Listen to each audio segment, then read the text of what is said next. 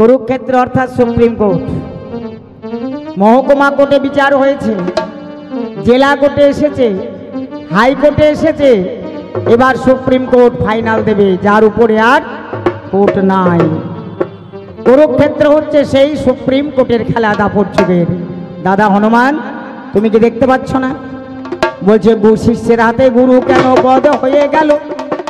ওনার একটা প্রশ্ন বাদ যাবে না। দেখুন, ওরে জবাব দেওয়ার স্বভাবে যাদের আছে চিরকালো, জবাবে দেওয়ার স্বভাবে যাদের এই অভাবে তাদের নাই। আমি চারখানা জিজ্ঞাসা করে গেছে ভাই।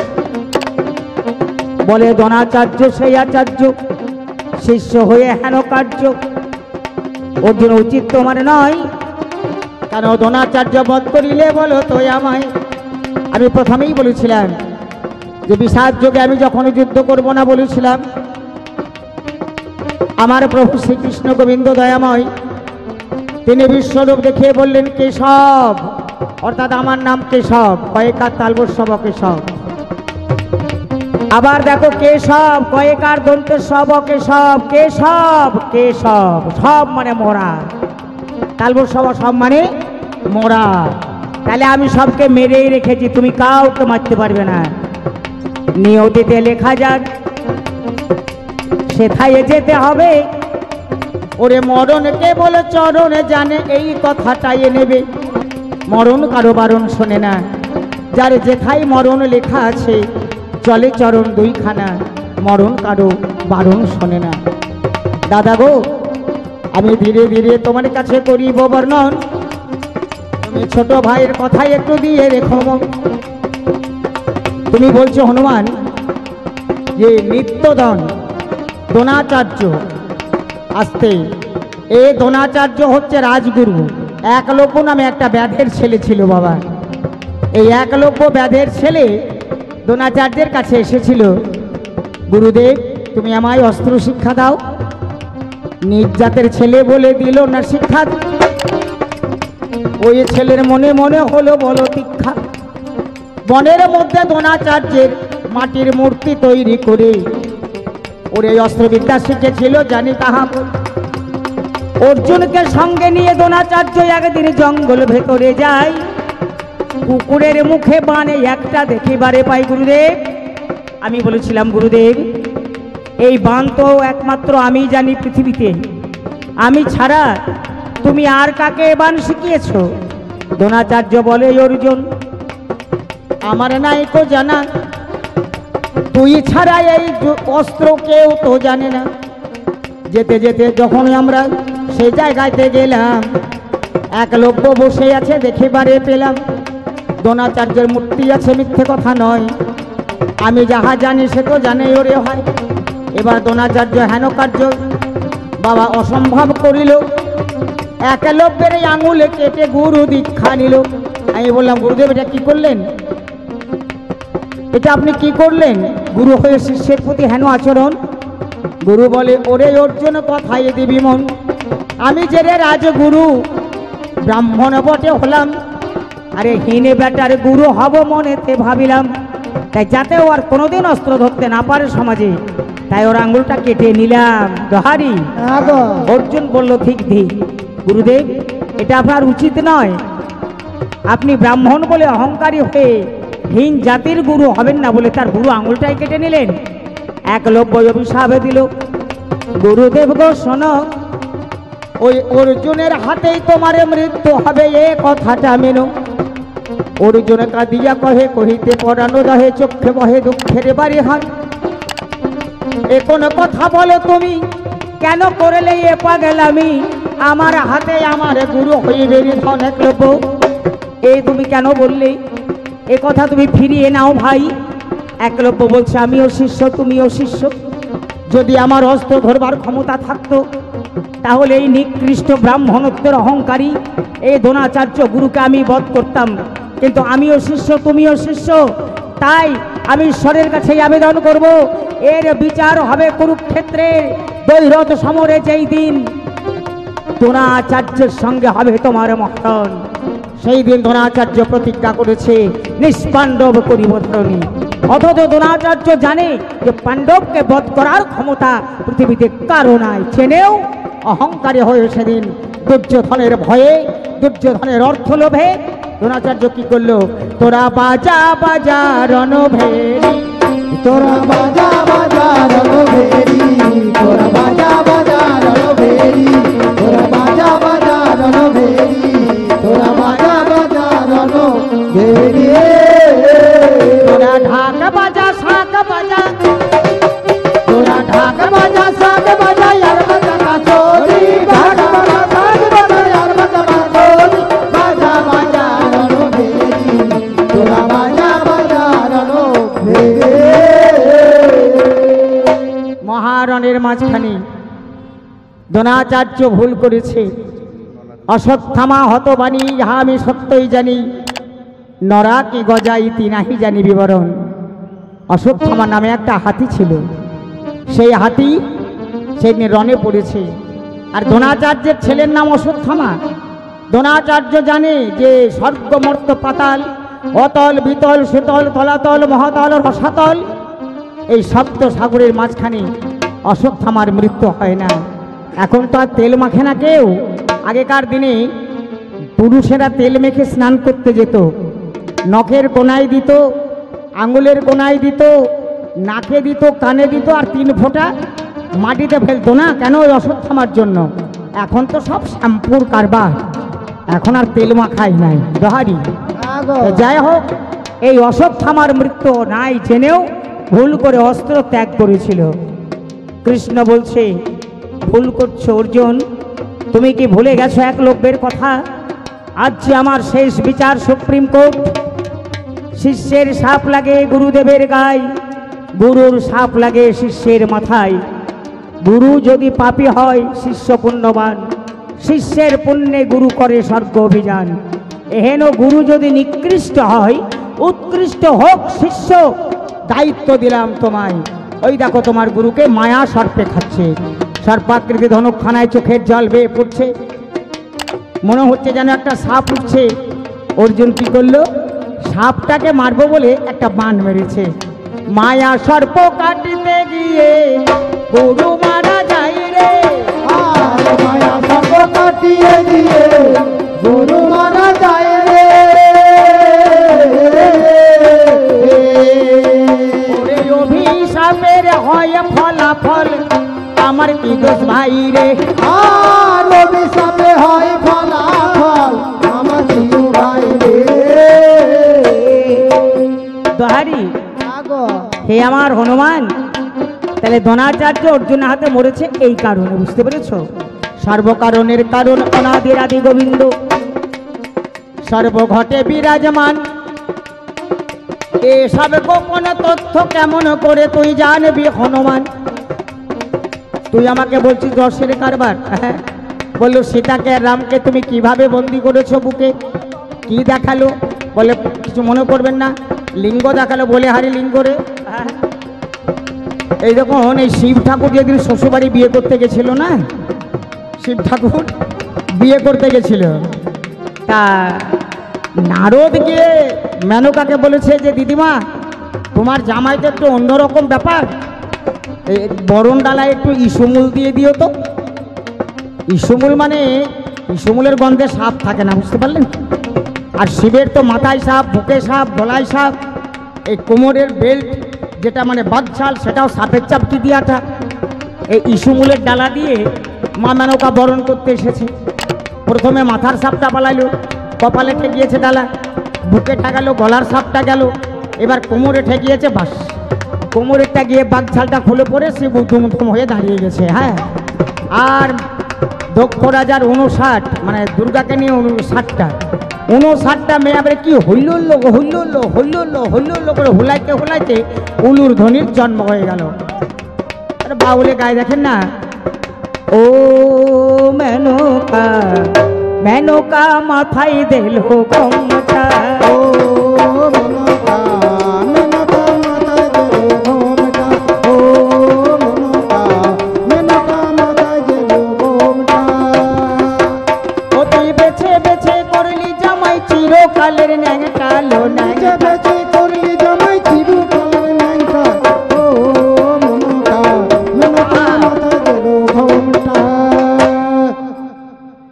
মেনকা অভিশাপ দিল, বাবা জামাই তুই জামাই হয়ে শাশুড়কে ধন দেখালি, বলি এই ধন তোর কাটা যাবে রে, এই ধন তোর কাটা যাবে রে। শ্বশুর বাড়িতে যারা যাবেন কাপড় ছাড়বেন খুব সাবধানে, শাশুড়ি মার চোখে যেন কোনো মতেই না পড়ে, বুঝতে পেরেছেন? নাহলে শিবের কাটা গেল কবে? সমুদ্র মন্থনে নাকি বিষ্ণু তার সুদর্শন চক্র দিয়ে 108 খণ্ড করে কেটে দিল। গোটাটায় যখন কেটে দিয়েছে, এই খানিকটুকু অষ্টঙ্গুলি সাধন সিদ্ধ লিঙ্গ, যেটা চপ করে শিব চেপে ধরে বলছে আর কেটো না গো, আর কেটো না, কলিকালে অন্নময় জগৎ হবে, হ্যাঁ, আর জনিগত প্রাণ হবে, তো এটুকু যদি না থাকে তাহলে সৃষ্টি হবে না। তো হনুমান তুই যেভাবে এখানে লিঙ্গ দেখিয়ে গেলি, তোর মা তুল্য আছে, তোর দিদিমা তুল্য আছে, তোর মেয়ে তুল্য আছে, তোর শাশুড়ি তুল্য আছে, তোর তো লাঙল আছে কিনা জানা যায় না, থাকলেও ওটুকুও বোধহয় কাটা যাবে, খবরদার, বুঝতে পেরেছো? হলেও কলিকাল, শাস্ত্র কোনোদিন মিথ্যে হয় না কোনো কালে, তাই আসর মাঝে পার পেয়েছো যেসব কথা বললে, ওরে আসর মাঝে পারে পেতে যেটা তুমি বলছো, আচ্ছা সত্যি কি কোনো শাস্ত্রের মধ্যে এই জিনিস পেয়েছো? শাস্ত্র আর বাস্তবকে মিলিয়ে কথা বলো, যেটা মিলবে। বলতে বলতে বলে গেছে, আশা করি মনে আছে, আপনারা শুনেছেন সবাই,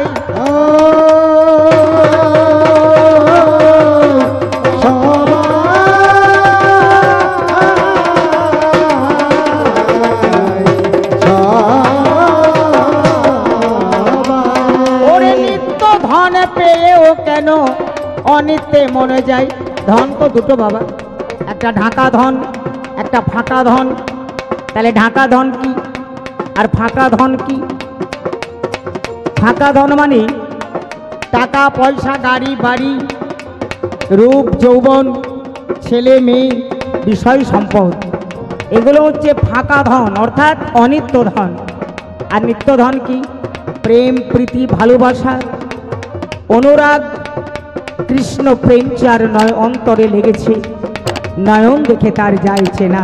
হনুমান ওরে কৃষ্ণ প্রেমে পাগল হলো যারা, ওরে কৃষ্ণ প্রেমে পাগল হলো যারা, ওরে কৃষ্ণ প্রেমে পাগল হলো যারা, ওরে কৃষ্ণ প্রেমে পাগল হলো যারা, ওরে কৃষ্ণ প্রেমে পাগল হলো যারা। তারা মানে কুলো মানে হারিয়ে দিয়ে, তারা মানে কুলো মানে হারিয়ে দিয়ে হয়েছিল সর্বহারা, হয়েছিল সর্বহারা, হয়েছিল সর্বহারা, যারা ওরে কৃষ্ণ হলো যারা, ওরে কৃষ্ণ প্রেমে পাগল হলো যারা, ওরে কৃষ্ণ প্রেমে পাগল যারা। দুঃখিনী ধরা মাতা বলি ভাই তাহার কথা, কি দিব তার বারোটা শোনুন গো আপনারা। শুনুন গো আপনারা, দুঃখিনী ধরা মাতা বলি ভাই তাহার কথা, দিয়ে যায় তার বারোটা শোনুন গো আপনারা। শুনুন গো আপনারা। ও যার স্তন কেটে স্তন বাঁধা নিল, ও যার স্তন কেটে স্তন বাঁধা নিল, স্বয়ং ব্রজের মাখন চৌরা, স্বয়ং ব্রজের মাখন চৌরা, স্বয়ং ব্রজের মাখন চৌরা, স্বয়ং ব্রজের মাখন চৌরা, স্বয়ং ব্রজের মাখন চৌরা, কৃষ্ণ প্রেমে পাগল হলো যারা, ওরে কৃষ্ণ প্রেমে পাগল হলো যারা, ওরে কৃষ্ণ প্রেমে হলো যারা। ছিল বাল্মীকি মুচি, সে নামে হলো সূচি, ও ভাই কাছাকাছি শুনে যান আপনারা। শুনে যান আপনারা।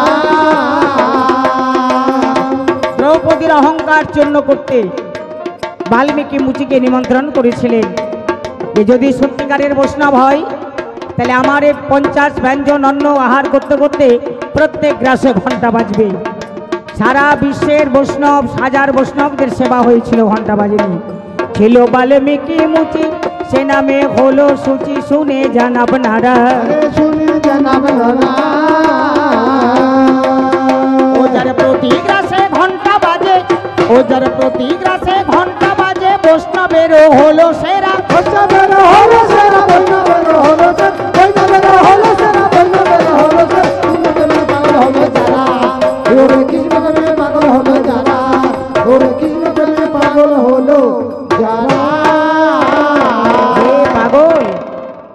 কামেন্দ্রীয় প্রীতিবাঞ্ছা তারে বলে কাম, কৃষ্ণেন্দ্রীয় প্রীতিবাঞ্ছা ধরে প্রেম নাম। অতএব কাম প্রেম বহুত অন্তর, কাম অন্ধতম প্রেম নির্মল ভাস্কর। ঐশ্বর্য মাধুর্য দুই সমতুল, তথাপি ঐশ্বর্য মাধুর্যের মূল। দাদা তুমি তো জানো না, এই দেখো বাগানে যতদিন টাটকা ফুল ফুটবে ততদিন ভ্রমর জুটবে। নিতাই গৌর হরিবোল, তাই তো? হ্যাঁ, বাগানে টাটকা ফুল না ফুটলে সেখানে ভ্রমর যাবে না। নারীরও যৌবন জোয়ারেরও পানি, কহে বিনোদিনী রাই, সময় থাকিতে এ ভালোবাসিতে ব্রজে সোনাগর কানাই। তাহলে যৌবনের ফুলটা 11 বছর 9 মাস 7 দিনে ফোটে, আর যার একটু স্বাস্থ্য ভালো তার দেখবেন 40-45 যায়, 50 হলে তখন ব্যারামে পরিণত হয়। রে দাদা, এ রস এ ভাব তুই পাবে কোথায়? বৃন্দাবনে ফুল ফুটেছে 3 রঙের এক জড়ক সাদা। বৃন্দাবনে ফুল ফুটেছে সাদা, বৃন্দাবনে ফুল ফুটেছে 3 রঙে এক জড়ক সাদা, বৃন্দাবনে ফুল ফুটেছে। কোন ফুলে গোবিন্দ আছে, কোন ফুলে গোবিন্দ আছে, কোন ফুলে গোবিন্দ আছে, কোন ফুলে শ্রীমতী রাধা। কোন ফুলে গোবিন্দ আছে, কোন ফুলে শ্রীমতী রাধা, বৃন্দাবনে ফুল ফুটেছে 3 রঙে এক জড়ক সাদা, বৃন্দাবনে ফুল ফুটেছে। দাদা এ ফুল ফোটে 12 বছরে, সে ফুল মাসে মাসে ঝরে। ফুল ফোটে 12 বছরে, সে ফুল মাসে মাসে ঝরে। ফুল ফোটে 12 বছরে, সে ফুল মাসে মাসে ঝরে। ফুল ফোটে 12 বছরে, সে ফুল মাসে মাসে ঝরে। সাধুর দলে সন্ধান করে, আর সাধুর দলে সন্ধান করে, রসিকেতে সন্ধান করে, বেরসিকে পাই রে বাধা। বৃন্দাবনে ফুল ফুটেছে 3 রঙে এক জড়ক সাদা, বৃন্দাবনে ফুল ফুটেছে 3 রঙে এক জড়ক সাদা, বৃন্দাবনে ফুল ফুটেছে 3 রঙে এক জড়ক সাদা। আরে দহারি আগো রস আসতে, রাস কথার অর্থ হচ্ছে পূর্ণ রস আর সাধন করা। রাস কথাটা লিখতে গেলে আসতে প্রথমে একটা ব লিখতে হয়, তারপরে একটা দন্তের সহ তালবস সহ একটা স দিতে হবে উচ্চারণের জন্য। তাহলে প্রথমে ব তালবস কিংবা দন্তের স বস, বয়ের নিচে একটা বিন্দু দিলে কি হবে বাবা? রস, তাই তো? আচ্ছা বিন্দুটা মুছে দেন, বয়ের পিঠে একটা আকার দেন, তাহলে বয়াকার দন্তের স বা বয়াকার তালবস কি উচ্চারণ হবে? বাস, তাই না? বিন্দুটা বয়ের তলায় দেন, এবার হবে রাস। তাহলে প্রথমে বস করো, প্রথমে বস করো কাকে? না নারীকে। এই নারীকে নয় বাবা, এরা তো প্রতিঘাতিনী সতী, তবে এরা হলো ভবের মহাজন। সবাই জানে যে বেহুলার স্বামী লক্ষিন্দরের দংশন হয়েছে বাসর রাতে। প্রত্যেকটা পুরুষই আপনার লক্ষিন্দর, আর প্রত্যেকটা নারী হচ্ছে বেহুলা। অর্থাৎ এদের এক চোয়ালে আছে বিষ আর এক চোয়ালে আছে অমৃত। দোকানে যেমন আলকাতরাও থাকে, চিটে গুড় থাকে, চিনি থাকে, মিছরি থাকে, যে কাস্টমারের যেটা দরকার দোকানদারের কাছ থেকে সে সেটাই খরিদ করে। তা আমার মায়েরা হচ্ছে এই বিশ্বের বুকে মহাজন। এদের কাছে আপনি যেমন সম্ভার চাইবেন তেমনই পাবেন। তো এই যে আমাদের বাবারা প্রত্যেকে আপনারা রাসের নায়ক। তাহলে রয়ে আকার তালবস সরাস বা রয়াকার দন্তের সরাস, এই বয়ের তলার বিন্দুটা যদি বয়ের মাথায় তুলে দেওয়া হয় বাবা, তাহলে বয়চন্দ্রবিন্দু আকার তালবস্য কি হবে? বাঁশ। রাত্রি 12টার আগে যদি কেহ করে রাস, দিনে দিনে হয় তার অঙ্গের বিনাশ।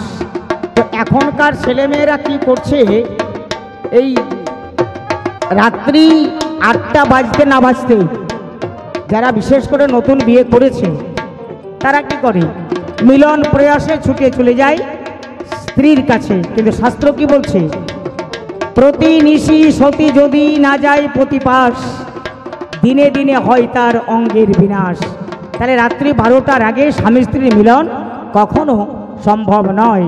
আবার কখন নিষেধ না, শয্যা তাক কালে যে বা করে স্ত্রী ভোগ, তাহাকে ধরিবে তুমি রাজ যক্ষা রোগ। চাঁদের শ্বশুরের অভিশাপে যখন রাজ যক্ষা রোগ চাঁদের হলো, শিবের জটায় আশ্রয় নিল চাঁদ। যক্ষা রোগ শিবের কাছে আসতে পারছে না, জিজ্ঞাসা করলো আমি কোথায় থাকবো? বলল যে ভোরবেলায় শয্যা তাক কালে যারা করবে স্ত্রী ভোগ, তাদেরকে ধরবে তুমি রাজ যক্ষা রোগ। এই সব লোকেদের কাছে তুমি থাকবে যাবে। তাহলে রমণ করলেই তো নয়, শৃঙ্গার করলেই তো নয়, স্বামী স্ত্রীর মিলন হলেই তো নয়, তার একটা সময় আছে। দিনে যাবে না নারী পুরুষের কাছে, আর রাত্রে পুরুষ যাবে না নারীর কাছে। এই নিয়ে লালন ফোকে একটা গান তৈরি করেছিল, মিলন হবে কত দিনে আমার মনের মানুষের সনে। তাহলে পুরুষের নিষেধে দিনের বেলায়, নারীর নিষেধে রাতের বেলায়, মিলন কেমন করে হবে? গুরুর কাছে ওরে হনুমান সময় যে এনে নেবে, দুটো না খেইরা পিঙ্গলা শ্মশান ভয়, 21,600 বার নিঃশ্বাস আসে আর চাই।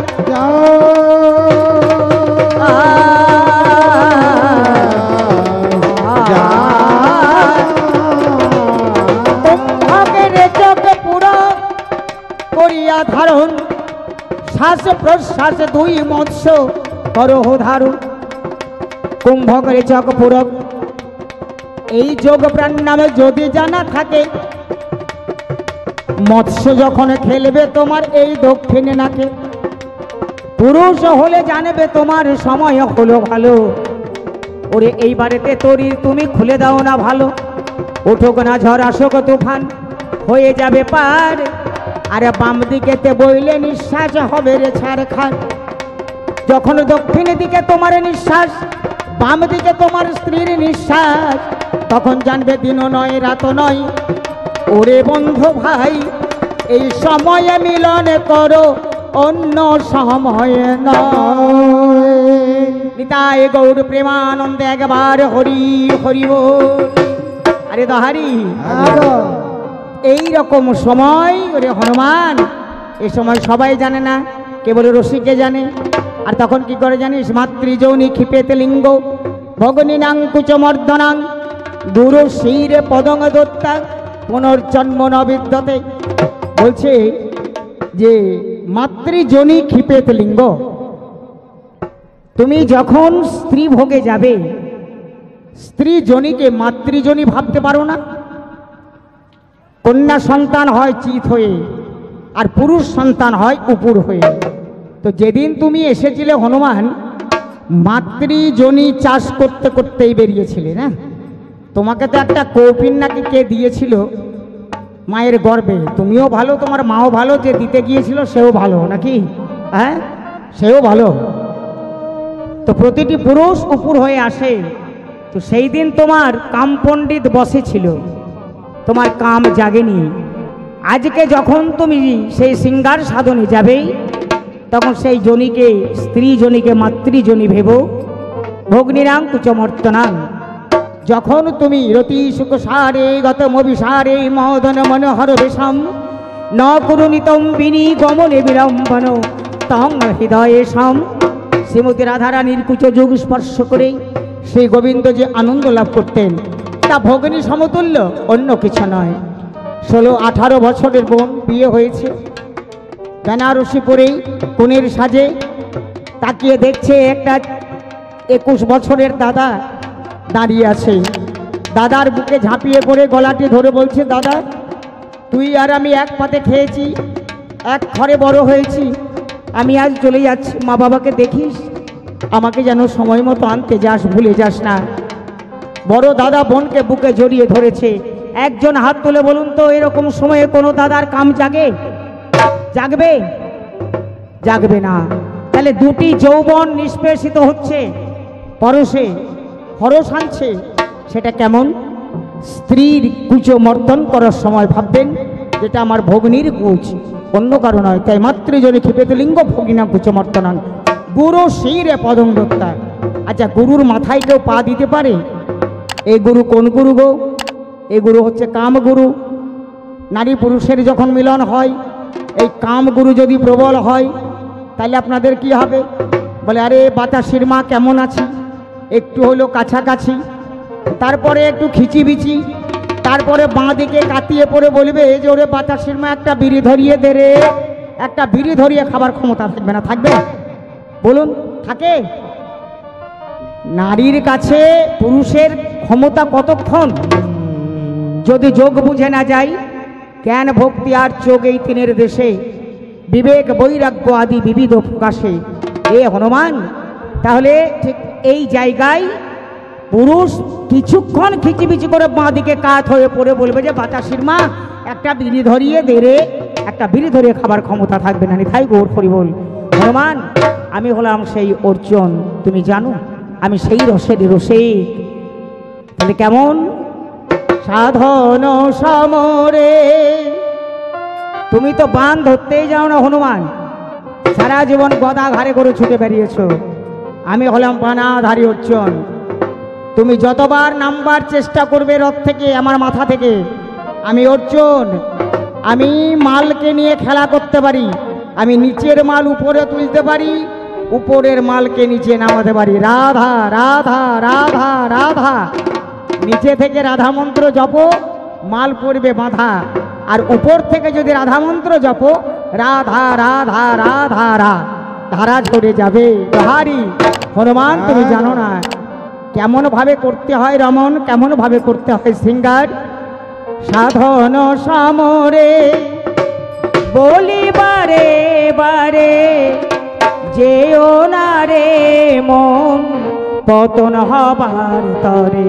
সাধন সমরে বলি বারে বারে যেও না রে মন, পতন হবার তরে।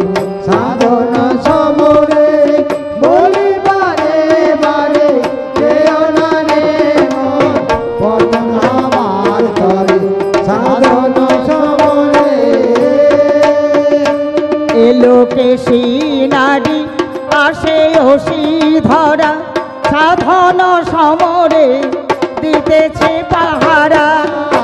লোকে সে নারী হাতে ওসি ধরা, সাধন সমরে দিতেছে পাহারা। এলোকে নারী আসে ওসি ধরা, সাধন সমরে দিতেছে পাহারা। লোকে সে নারী হাতে ওসি ধরা, সাধন সমরে দিতেছে পাহারা। ভগে দিয়ে বান সাধো পঞ্চবান, ভগে দিয়ে বান সাধো পঞ্চবান, ভগে দিয়ে বান সাধো পঞ্চবান। সাধন সিদ্ধ রতি জানো গুরুর দ্বারে। সাধন সমরে বলি বারে বারে যেও না রে মানো, পতন হবার তরে। সাধন সমরে আসতে তাহলে এই সমর হচ্ছে সাধন সমর। ভগে দিয়ে বান সাধো পঞ্চবান, সাধন সিদ্ধ রতি জানো গুরুর দ্বারে।